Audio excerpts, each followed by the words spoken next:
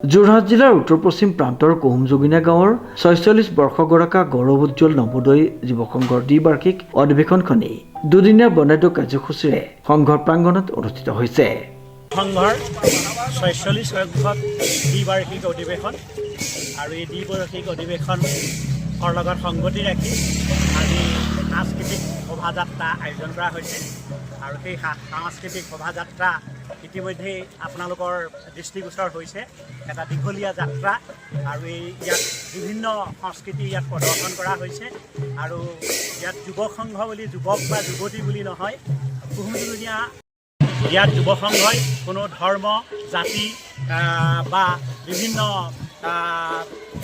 কোনো ৰাজনৈতিক সংগঠন এইবিলাক কোনো কথাই ইয়াত মানি নলয়।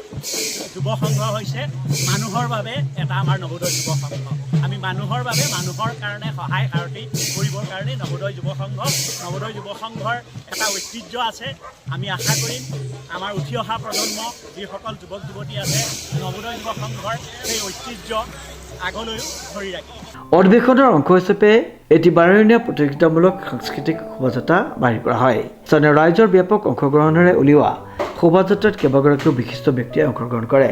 বিভিন্ন জাতি জনগোষ্ঠীৰ সংস্কৃতি পৰম্পৰা আৰু ঐতিহ্য প্ৰতিফলিত কৰা এই শোভাযাত্ৰাই সমগ্ৰ অঞ্চলটোত উৎসৱমুখৰ পৰিৱেশ সৃষ্টি কৰে।